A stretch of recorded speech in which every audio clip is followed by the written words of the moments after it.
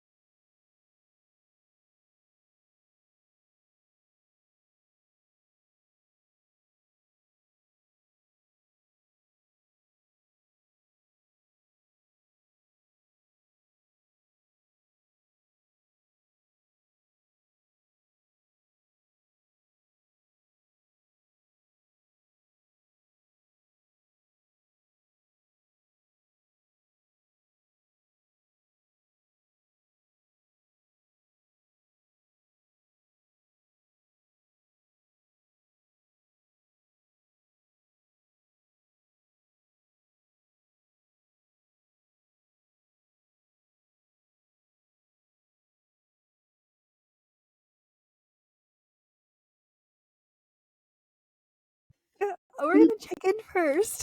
So let's do a check-in. Yeah. I don't know if you know this, but we're basically famous again on Instagram. No. I'm so happy for you. Girl, this one is popping off. So the one about like how to freak out your therapist. I did it. You did it? Did you sit in her chair? I did it.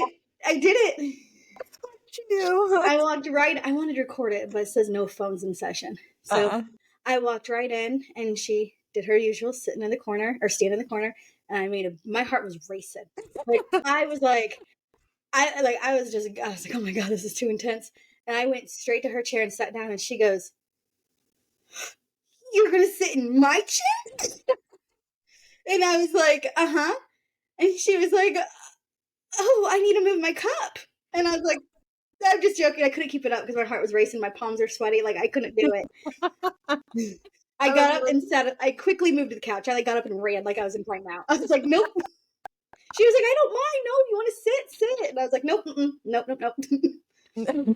I did it. I did. That is excellent. Mm-hmm. I feel like we could be on like the start of a new like one of those TikTok challenges. I explained to her later what it was about. I was like, "Don't worry, I was just as nervous." Don't worry, I was just as nervous. Yeah, I explained later what it was about and talked about Lotus Rising and stuff. But yeah. That's hilarious. Did she also find it hilarious? She did. She was like, "What else is the reel about?" And I told her, I was like, "Another one is like to tell you that I'm mad at you. Just say like you're mad at your therapist." And she goes, "I don't even know what I'd do if you told me that, because we didn't talk about anything for me to make you mad." I'm like, "Well, well, well, But no, I went through it, and she was like, "Oh my gosh, that's so funny."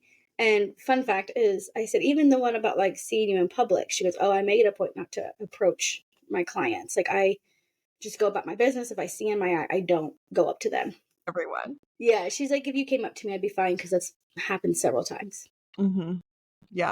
Yeah, that's my policy. It's pretty standard for therapists. If we see our clients out in the wild, it's Wild. yeah, out in the wild, therapist in the wild. The wild. Oh, good. So when you see your therapist out in the wild, she's not ignoring you. She's just trying to, let you live your life. I always tell my clients, like, if you want to come up and say hi to me, cool. If you want to introduce me as your friend, like coworker, whatever, that's cool. Not just ignore me altogether. That's also cool. Just like, we don't have to know each other if you don't want to, but I'm definitely going to let them approach me first, because you never know how comfortable anyone is. Right. So, but yeah, it was fun. Yeah, but another also had lots of fun seeing you this weekend. Yes. We don't get to see each other that often in person, and so it's good to see your beautiful face in person. I know yours too. Yeah, it was fun. It was a good girls' day, a good girls' trip. I definitely needed it. Just with like we discussed last episode, the winter blues and just being all like the weather. But I made it home just in time before the ice storm hit. Oh, girl. So I would have been stuck with you for 3 days. Well, there could be worse things. Right, there definitely could be. But no, it was really fun. Went to a really nice winery place, the Black Mountain, I believe, or Black Crow. What was it called? Use the Black Mountain. Yeah, and I got the black bacon, lettuce. I don't know what the A is. Avocado tomato sandwich, and that was really good. I liked whatever sauce they used, and we realized my taste palette is very different from yours. I love my wine sweet, and like Welch's grape juice sweet, and she likes hers earthy, as if you just sprinkled some dirt in it, and it's dry. Oh, that sweet stuff, instant migraine. No, I can't. It was a good time. It was fun. It was fun to catch up, and you're right. Like, one way to combat the winter blues, because the weather's been really crappy, is to just connect with people that you love. So, yeah, that was fun. Yeah. How was your weekend? I'm trying to think of what I did. You had dinner with friends. I saw you. And then you had dinner with friends. Oh yeah, I had dinner with friends. We have been. She said, "I saw you." I know that. I'm talking about you. I'm talking about another time for you. It's been like 3 days since I've seen you, so it feels like a whole week now. I thought there was another weekend. I know. I told him that. I was like, "Dude, I've been stuck in this house for 4 fucking days. I'm so sorry. I'm not thinking straight." And he's like, "No, you haven't. You were here." Oh, oops. I promise it was memorable. There's something about winter, I feel like, that makes the days, like, one day feels like 3 days. Especially when you can't leave. There's something about, like, you can't leave. Yeah. But when the ice storm came, like, we also had ice here, and I worked from home that day, and it was like, it felt like 3 days, but it was just one. Yeah. Yeah, but we had friends over, and that was fun. I love to host, and my husband and I love to cook, and we cooked, and by we, it was mostly him this time, cooked beef bourguignon, which Ooh. is a French dish. It's like, we put it over mashed potatoes, and it's this beef. It's got like a wine gravy with carrots and onions and all sorts of spices and stuff, and like a beef, like a very tender beef, and you put it in your Dutch oven and you cook it for like 4 hours, and it's delicious. Yes, chef. Yes, chef. Yeah, we've been really into French style cooking lately. So Yeah. shout out to Julia Child. She's a famous cook. All right, let's dive on in. All right, let's get to it. So I will do a little recap of episodes 4 and 5 of The Bear season 2. 4 and 5? Yep, 4 and 5. That's what I got. Okay, continue. All right, just like last episode, I am going to skip. Real pause. I need to splice this in somewhere.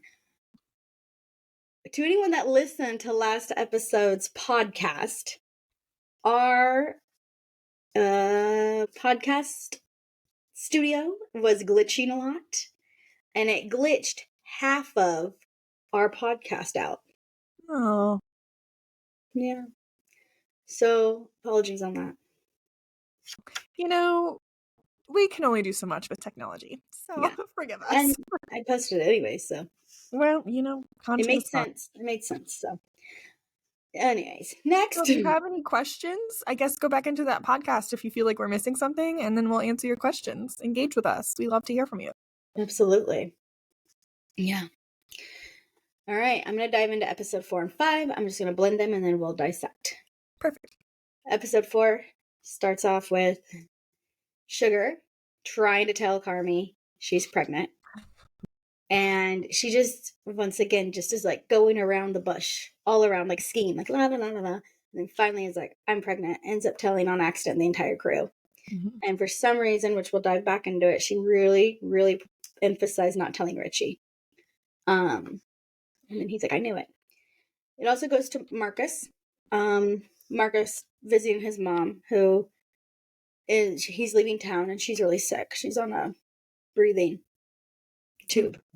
So he goes to Copenhagen and visits a chef out there named Lucas. And Luca. And he is learning all from him. And it's a very quiet, intense environment. But he gains a lot of knowledge. The camera shifts to Sydney and she's interviewing people. And the interviews are interesting, but she's going through them, and then she ends up hiring, I believe, 1 or 2 of them. Mm-hmm. And then it goes to like a very intense moment with Luca and Marcus opening up about their lives, about their past, about how they became where they became. And that's just a really, really good dialogue between them that they were doing, all over food, of course, because food is the way to people's hearts. And that scene was kind of showing that. Out of nowhere, I don't know why, but Marcus finds himself in these situations. He helps this man that was fallen under a barbed wire fence. And he helped him up and he got him out. And you could tell in that moment, Marcos was very uncertain of himself. He was not confident whatsoever of helping this guy. And if it's one thing that Lucas said was, you have to be confident. When you know what you're making, you know what you're doing, you have to be confident. If you're not, the dish will show it. So that kind of followed him in the storyline of it all. And then at the very end of episode 4, Marcus made the food that he was like going back and forth on, and he ate it. Which, side note, all the food they make and all the stuff they eat, like, I'm so jealous. But I wish I could do that. And then episode 5 we'll dive into. Sydney is really spicing things up with Tina. They're up till 1:30 a.m. making this menu because Tina, if we all remember, is in culinary school. And she's really sharpening her tools and knowing how to make things and understanding her cuts and all that. So she's just really taking it all in. We noticed Ibra is still MIA. He has not gone back to culinary school. And Carmy starts hanging out with Claire. And that is just a unique situation. Uncle Cicero comes into play. He does a good pop in and he reminds them all that it's his money once again, and you guys are pissing away his money. And to let's get the ball rolling. In that moment, they also see Richie and Sugar once again fighting for the power, and Fack and Richie fighting for the power, and who's boss. So we see that dynamic again.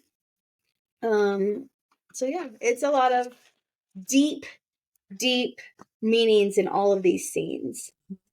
It does wrap it up with Carmy going to a party and Tina also going to her own little party, and how they open up in their own way. They're extremely uncomfortable at these parties, but they do it.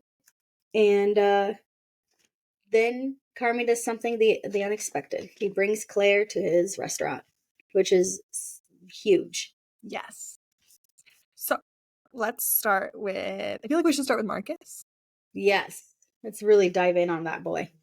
So in episode 4, Honeydew, we learned a lot about Marcus because he's kind of been there, but we don't really know a whole lot about him. And so I feel like this season they've really slowed down and we are starting to get a deeper dive into the character's past. They've really slowed down. Yeah. Really. The music is so slow. You're really stuck on the music. Well, because the music signifies everything that they do. Because when he was cooking, what came back in the show was that timer. And the timer went on. I think it's intentional, though, to build from an artistic point of view. It feels intentional to build that emotional pull with these characters so that you are emotionally investing into the show. Whereas last season it was just so fast paced. It was what the hell is happening? There's lots going on. And so now we're really slowing it down, which is kind of a metaphor for therapy. Sometimes people will come into the first session and just dump everything. And it's okay, I got all this off. And then the next session, me, the therapist, will be okay, let's slow this down. Remember that one sentence you said? Let's talk about that for 45 minutes. And that's what this kind of feels like, is they dumped everything and now we're slowing it down and going underneath. So with Marcus, we learn a lot about him. He is the older brother, and as the older sibling, he's the oldest of 2 boys. As the older sibling, they tend to fall into the caretaker roles. So he's caring for his mother, and he kind of comes off as a little bit anxious when leaving her, which rightfully so, right? He does have a caretaker for her, but leaving the country and trusting this caretaker, and it's a lot. It is a lot. It's a lot of pressure. What I do really love is Marcus has some really good friends, because the one friend that took him to the airport was he asked, will you check in on my mom? And he was I was already going to do that. Right? He has created an extended family. He has really good relationships of people that he loves and trusts who also can step in and help him when he needs it, which is pretty great. We are getting to really know him. I do want to talk a little bit more about the conversation between him and Luca, because, side note, that kid, the actor, I can't remember his name, but he's in that one show, Regrets. No Regrets. No Regrets, yeah. What is that show? It's is it Jennifer Aniston's also in the show? Yeah. Yeah. We Are the Millers. That's it. So yeah, he's in that. But anyways, it's very intense. He has this stone wall of can you make this? Yeah. You can't make it. Here's the recipe. Can you do that? Yeah. And then finally he calls him out and he's look, don't be the hero and come and fuck this up. If you can do it, great. If not, just sit and watch me. Because throughout the whole thing, Marcus was trying to keep up with him and trying to match him. And then it kind of broke it down to well, you've only been in this for a year and he's been in it for 10. And it was just interesting because without being mean, Luca kind of put him in his place. I think that part of me wonders if that's kitchen culture of you just assume, you just say that you know how to do it and you figure it out. Part of me also wonders if that comes from his history of having to survive. of you just do it, right? He went to school for football, was really like good at that. But then his mom got sick and he just needed a job. So he worked at McDonald's and he worked for like the cable company. And then he used to go to lunch, what I assume was where Mikey's restaurant, the It beef. was. That's what he said. Yeah. And so then he got a job there.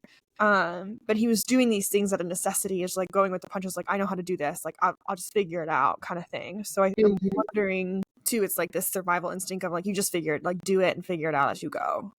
Yes. I also wonder in that story if Carmy was the chef that Luca was trying to keep up with. Because I believe Carmy sent him there. He said, I have a buddy in Copenhagen. You can go see him. Oh, I never thought of that. Because he said there's a chef that I was competing with, and I was never winning. And I realized that it's not a competition. It's, if I can keep up with him, then I'll master my own skills. And he did. What I appreciated was this. So when Luca was like, I thought I had skill, and then I like met this person and he pushed me, this idea of being open to the experiences makes you better. I think a lot of times we will box ourselves in and think we know everything about everything, but we're missing an opportunity for growth. And so they talked about this, of like, go and get the experiences, live life. That's what makes food so good.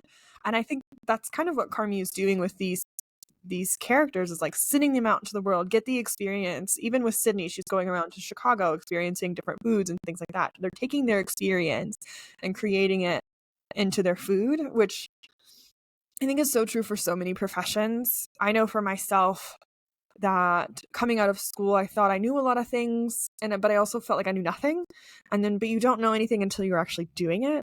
And you get the experience and like boots on the ground, and you're talking to other people and you're open to ideas of other people. I really think that is such a thing that a lot of people struggle with. Like, you go to school, but they don't, like, school teaches you how to read and like the research behind things and how to do things, but it doesn't teach you like what it is to be in that job. And I feel like that's kind of what they were talking about, like, and then that reflects, if you're open to things and you're open to learning, that reflects in the food that they're making or in the things that you're selling or the job that you have or the life that you have. Absolutely. And I believe sending him out to Copenhagen was big for him because he got to see the world, because he doesn't have the money to see the world. He doesn't have any of that. So for him to even be out there, he was like, it's a new world. Now, granted, every scene he was recorded in, minus the guy falling, it looked like Copenhagen was pretty empty. So I'll have to look and see how many actual people live there, or they just knew to record at nighttime, because I was like, there is no one in sight. It was interesting. Like, no one. It's him and a boat. And I do remember him saying, because he read the letter of, hey, chef, just make yourself at home. Well, where did Lucas stay? Was that not his boat? Did he just stay there? That wasn't he. That was just someone else's boat. He was like, feed the cat. Right. And he goes, there's no cat here. And I'm like, well, you put so much water in it, you won't know if the cat's there or not. They don't drink like that. They're not dogs. You put too much water. Like, the animal loving me is like, that was a good water. Like, not, but at the same time, it's a cat. Like, it's not gonna really, the water significance of it going down, you're not gonna tell from a cat unless it's severely dehydrated. Or a lion. Right. Maybe it was a lion. I don't know. But no, it was good finding out Marcus and just getting a dive in on him. I am sensing some type of vibe between him and Sydney. I think it's a little bit more than what they're thinking it is, or what at least they're leading us to think. Because also she's the only one that checked in on him. Like, she's the only one that, or maybe he called her, I don't know. Either way, she's the only one he felt comfortable and safe enough to talk to. Yep. Yeah, I agree. I think there's a little something brewing between the two of them. But we shall see. I don't know. Of course you don't. Let's dive into Sugar. I legitimately don't know. Let's dive into Sugar. And the reason why I dive into Sugar is because I watch it with the subtitles on. I don't know if anyone else does, but I do. I do. And Richie comes yelling out, Natalie! Is her name Natalie? I thought it was Sugar. Sugar's her nickname. Oh, Jesus Christ. And Natalie is her birth name? Yeah. Where am I when I'm watching this? Okay, so Natalie Sugar, got it. I thought it was another mishap on the words. Like Carmy and the bear. Like Okay. Richie and cousin. Yeah. Yeah. But no, she is interesting because you get to see her role with Cicero. And you get... Yes, that made me giggle. Mhm. Go ahead. You go. Why did it make you giggle? It just made me laugh because she's manipulating him. She I'm so plays the dumb girl card, like help me, I'm dumb. Like play the men need to save women and Uncle Cicero, you're just so smart. I don't know how to do anything without you. Can you help me? Damsel in distress. Mm-hmm. So many, and you can see it was Richie and Carmy in this scene, and they were looking like, come on, dude, like seriously, like we couldn't do this, only you could. So she is using being a woman and probably playing into the pregnancy a little bit of help me. Even though she could, she just wants a little wiggle room from him. Yeah. Because I think she realizes that if it's his idea, he won't hold it over their head. And if he can get involved, make the government workers move faster or something like that. Yeah. Right. If he is somewhere involved where he's at the head of it, then it's fine. So she played her cards right. She did play her cards right. The same thing. If I had Uncle Rich Cicero. Oh my god, it made me laugh. It was definitely manipulative, though. That is manipulative. Yeah, we do. We see Sugar opening up about her pregnancy, and we really see her struggling with Richie. Yeah, she's losing. You can tell she likes him. You can tell she cares. But she's just like, I'm done. I can't do this. Which, as a therapist, what would you tell her? Just end it, cut ties, walk away. What would you? That's me, I guess. That's just me as a therapist. You're very much throw it in the trash. Yeah. Or would you tell her keep working on it? Because I just want to dive a little bit more mentally in on her. Yeah, I think keep working on it, but I think the work has to come from both sides. So her practicing patience, right? Everyone is under stress, right? They have shortened this timeline into 6 weeks into getting this restaurant done. So keeping that in mind, everyone is under stress. Sugar has her place. I think keeping in mind that Richie does not. And she says in the next episode to Carmy, Richie has no skills and it's driving me nuts. And she's trying to place him in places, but he just does some backwards stuff of doing things. He tries to steal electricity from the neighbors. And everyone was so angry. He's I'm getting it done. He's doing it in his way, but he's doing it in a way that is destructive and not legal or ethical. He's just I see a problem, I'm gonna do it, and he I don't know, he just bulldozes through. He's very much like Ferdinand the Bull, just bull in a china shop, right through. Yeah, so as a therapist, them knowing that, also Richie can work on knowing that he does that and maybe check in with people and see before he just gets an idea and runs with it. And also practicing being okay with not being the one with the idea, or letting go of control, or trusting the other people in his team to also help be a part of the team. He's very much I've got this, let me do it, I'm gonna elbow my way to the top. But he doesn't realize that he is hurting his relationships. And so Sugar is over it. She's stressed. Yeah, because there's a scene where the guy comes around the corner and he says, "Hey, boss." And Richie goes, "Yeah." And Fat goes, or not Fat, some other guy's "He's not talking to you." He's "Yeah, of course he's talking to me." And he's "No, I was talking to her." And she's "What more do you want me to tell you? It's right here." And then he goes, "Well, I have my own specialities." And she's "Oh, you do, huh?" She kind of plays into it. She's kind of "Oh, yeah," you know? Because she's just tired of it. She's "I just don't know." Yes, he feels like another brother in that dynamic. It definitely is they're fighting, and Richie doesn't like to share power or control, and so he really struggles with that. And he does that to make up for his lack of having a place. Right. So he hangs on to control and being the boss when he's not the boss because he feels expendable. Yes. Yeah. No, absolutely. And that, I think eventually they will all come to a head and have to, chickens, peck them out. Figure out your pecking order. Yep. It's true, girl. Gotta figure it out. Such a fucking country-ass thing to say. It's true. Yeah. Uh-huh. Mm-hmm. Yeah. But yeah. So let's talk about Tina. One thing. Yes. So I was watching it with the words, Uh-huh. and she says Jeffrey.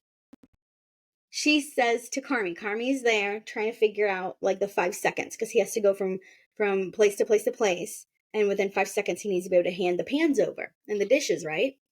In the middle of this, okay, because he has the green tape on the ground. In the middle, I have it on record. Well, I don't have it on recording, but I have it on my phone. I screenshotted it. In the middle of this, she comes in and she goes, "Hey, cousin," talking to Richie, and she goes, "Hey, Jeffrey." You can hear the heavy R when she says Jeffrey. Why? His I name's don't not know. Jeffrey. It's Carmy. I know. Where did I put my phone? I'll send it to you. But it says, I screenshotted it, and it says Jeffrey. Because why would the phone or the words get chef every time besides these 2 times? She says it twice in this show. Jeffrey. Hey, Jeffrey. You can Weird. hear the R. Rewatch it. It's season 5. It's like, I have it on a Episode time. It's 5. like 30 seconds or whatever. Episode 5. It's like 30 seconds into it. It says, "Hey, Jeffrey, you can hear the R." So weird. Yeah. The mystery continues. That was like 20 minutes of rambling, but it's on there. Okay. Tina. Mm-hmm. Making new friends. Tina is making new friends. And so let's talk about how difficult and the awkward stages of making new friends, because I have lots of conversations with people of like wanting to make new friends. So in my previous job, I worked for an outpatient hospital, and part of my training was to learn DBT, dialectical behavioral therapy. And it was designed specifically for people with borderline personality disorder, but like some of those skills can be really helpful for anyone. Tina is using a DBT skill called willingness. And so willingness means she's throwing herself into the situation wholeheartedly, being very open, participating in the activity. So she's really hesitant to go. You can see her hesitancy. She wants to go and hang out with these people. They're like, "Hey, we're going to the karaoke bar after class. Like, you should come." And she's like, "Okay, I'll come." She goes, she's hesitant, and she even sings a song. Right? She is engaging in the activity. And this is really going to make these people like her. If she were like off to the side, not talking to anyone, or said that she didn't go, it would be really hard for her to break into this friend group and meet these people. Right. So if you are trying to make new friends, go and do the thing, even though it's awkward. So join the club and engage in the activity and put yourself in wholeheartedly, both feet in, engaging in the activity. This is how you will make connection, because people will see you as like, oh, they're fun, they're likable, they're approachable, they're doing this thing. We're all doing this maybe awkward karaoke thing together. Right. But it gives us a way to connect. And I appreciate that. Yes. I do appreciate that. But I also am looking at it from a different point of view of sometimes it's not very easy to make friends or fit in. No. And not saying age or to do with it, but you also have to look at what she's up against. These are all the younger kids. They've all looks like have hung out before. They kind of have this like, this is our spot type deal. You want to come? So she's already the outsider. So when she did perform, it took a lot of guts to perform. She knew she could sing.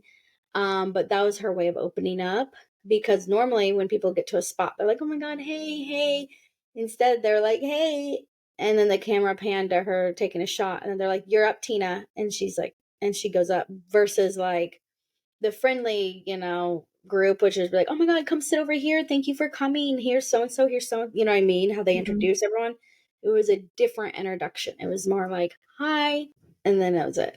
No, I didn't take it like that. I just figured there was missing pieces. They were trying to get her up on stage within like a 5-second clip. But yeah, no, I totally agree. It is very hard to make friends. It's hard to break in, especially if it's an already established friend group, kind of like what you were describing. It is harder to break in, and it does take patience with yourself, and consistency too. Is, I think a lot of people will they'll go to the one karaoke night and then expect to be best friends with the person, or have this like subconscious expectation that we're going to be best friends walking away from this, and that's not always the case. When you're growing up, you make friends by proximity. So you have friends from school and you're forced to be in these classes with these people. So naturally you're going to make friends. Whereas you're an adult, you're not forced to be in the same place with these people over and over and over again. So you have to purposely put yourself in places where these people are at, and you have to be intentional and you have to engage. And it's going to take time. And I think a lot of people really struggle with the time piece. They want instant friends, and that's just not how people connect. Right. Yeah, no, I completely agree. I'm happy she did it. I'm happy she went out of her comfort zone, but the odds are stacked forever against her in that situation, and she overcame it. I don't think the odds are stacked against her. Okay. I think she showed her talent. And everyone was amazed, and she's consistent. If she continues to be consistent, she will be friends with these people. Yeah. Thank you. And I have totally different interpretations of how that happened. You're like, everyone was a bitch to her. And I'm like, they're all nice. Oh my gosh. So let us know in the comments. What do you think is going to happen? Yeah. Do you think Tina was iced out, or do you think they welcomed her? Because I think we don't agree. Yeah, and that's okay. That is okay. But no, I do like how Tina in the Jeffrey scene, she really took to heart. She said, "No, chef, this is your knife. Like, Carmy, this is yours." And he goes, "It's yours." Mm-hmm. And she pulled that bad boy out and was like, "Let's go." And really a sign of love between the two of them, like a sign of respect. Let's talk about Carmy and Claire. I'm good to stop there. Tell me why you mad. Why you mad? Tell me why you're mad. I don't like Claire. Why? I don't. There's just this weird feeling about her, bringing him to parties, knowing he's not comfortable. Once again, drilling him about why he gave her the wrong number. Like, you got the right one now. Like, move on. Like, she just wanted him to say, "I liked you." She wanted to hear it because the storyline is leading that there obviously was a past, because Sugar's happy they're even hanging out, which is a weird thing because when he brought her to the restaurant, they're all like, "Oh, cousin." And I'm like, "Ah, what is this?" So she's cousins with one of them, and they're all family. Called Richie cousin. Yeah, because he hugged her and gave her a kiss on the head.